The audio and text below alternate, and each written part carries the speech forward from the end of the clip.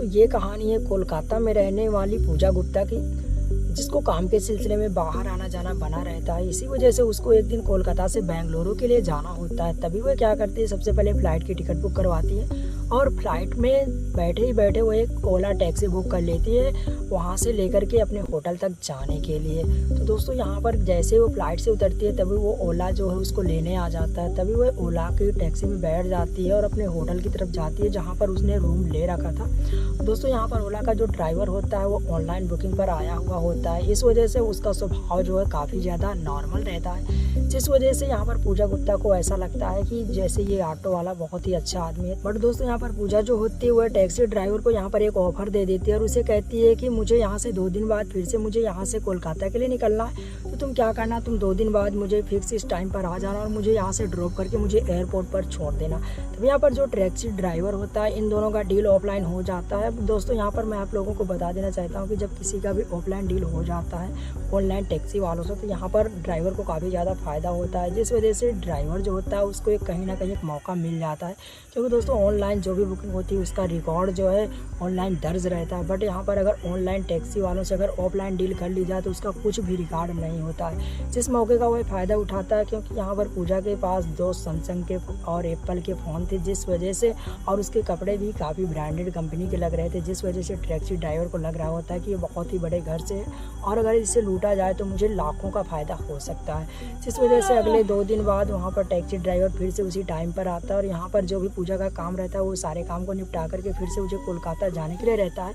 तो क्या करती है, सबसे पहले अपने पति के मोबाइल पर यहाँ पर मैसेज छोड़ती है और कहती है कि मैं यहाँ से निकल रही हूँ और मैं शाम तक अपने कोलकाता आ जाऊंगी। क्योंकि दोस्तों बेंगलुरु से कोलकाता कोई बहुत देर का रास्ता नहीं है, जिस वजह से उसके पति के पास जैसे ही मैसेज पहुंचता है तो उसे पता चल जाता है कि मेरी पत्नी जो आज आने वाली है। बट यहाँ पर पूजा जो होती है जैसे ही ओले पर बैठती है, ओले का जो ड्राइवर होता है वो पूजा को एयरपोर्ट के बजाय एक जंगल सुनसान रास्ते पर ले जाता है और वहाँ पर ओला टैक्सी को खड़ी करके यहाँ पर पूजा के साथ जोर ज़बरदस्ती करता है और उससे उसके पास जो भी मोबाइल पैसा जो भी रहता है उसके सब छीन लेता है। बट यहाँ पर मैं आपको बता देना चाहता हूँ दोस्तों, यहाँ पर पूजा के पास कैश के रूप में सिर्फ 500 रुपये ही मिलते हैं और उसके पास 2 महंगे फ़ोन थे और यहाँ पर उसका पर्स देख कर के उसको ऐसा लग रहा था कि जैसे इसके पास बहुत सारे पैसे होंगे, बट उसके पास पैसे नहीं होते। उसके पास क्रेडिट कार्ड भी होता है और यहाँ पर ATM भी होता है, बट यहाँ पर उसके अकाउंट पर भी ज़्यादा पैसे नहीं रहते, जिसको देख कर के वह ड्राइवर जो है काफ़ी ज़्यादा पूजा के ऊपर भड़क जाता है और उसके साथ मारपीट करने लगता है, जिसको डर के मारे यहाँ पर पूजा जो होती है उसको बार बार धमकी देने लगती है कि मैं तेरी FIR पुलिस में दर्ज करवा दूँगी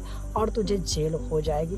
बट यहाँ पर मैं आप लोगों को बता देना चाहता हूँ, यहाँ पर जो ड्राइवर होता है वो पुलिस वालों के डर से उसके मन में विचार आता है कि क्यों ना पूजा को ख़त्म कर दिया जाए तो ये सारा झंझट ही ख़त्म हो जाएगा।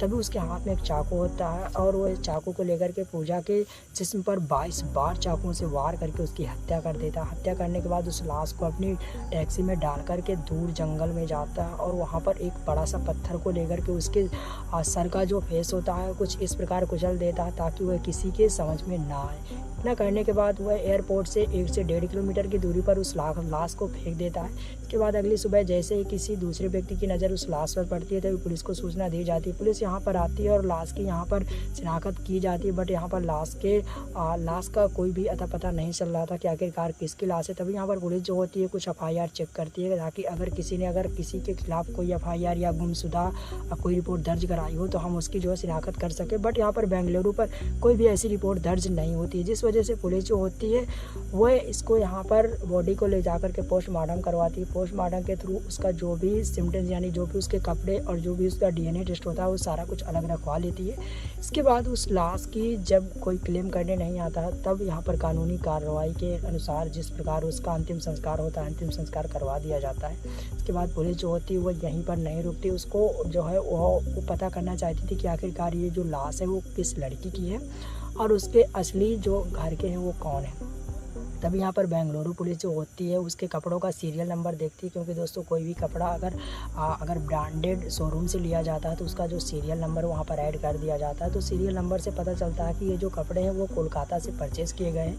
तभी पुलिस जो है इसी शिनाख्त को लेकर के सीधे कोलकाता पहुँच जाती है। कोलकाता पहुँचने के बाद वो देखती है कि यहाँ पर उसकी सारी डिटेल फीड की गई है। तभी जैसे ही वहाँ से शोरूम से डिटेल लेने के बाद पुलिस जो है उनके घर जाती है, तभी घर से पता चलता है कि उसके पति ने कंप्लेन यहाँ पर कोलकाता पर दर्ज करवाई थी, बट यहाँ पर पुलिस वालों ने कुछ एक्शन नहीं लिया, जिस वजह से यहाँ पर पूजा की जान चली गई। अब दोस्तों यहाँ पर पुलिस जो है कुछ बयान भी लेती है, बट यहाँ पर उसको कुछ भी समझ में नहीं आ रहा था पुलिस वालों को आखिरकार कातिल का पता कैसे लगाएं। तब यहाँ पर पुलिस जो होती है उसके होटल के सीसीटीवी कैमरों को चेक करती है, तभी उसको पता चलता है कि जो रिक्शा उसको छोड़ने आया था वही फिर से लेने आया है। तभी टैक्सी ड्राइवर को पकड़ा जाता है। जब टैक्सी ड्राइवर से पूछताछ की जाती है तब टैक्सी ड्राइवर इस बात को मानने के लिए राजी था ही नहीं कि मैं इसे दोबारा लेने आया था, बट जब उसे ये वीडियो दिखाया जाता है और पुलिस उसके साथ सख्ती से पूछताछ करती है, तभी वह सारी सच्चाई उगल देता है कि आखिरकार मैंने किस प्रकार पूजा का कत्ल कर दिया पैसों की लालच में आकर के। अभी तक दोस्तों ये केस जो है जारी है और यहाँ पर ऑटो वालों को जेल हो चुकी है, बट यहाँ पर अभी उसको कुछ भी सज़ा नहीं सुनाई गई है। आने वाले टाइम पर उसको एक बड़ी सज़ा हो सकती है।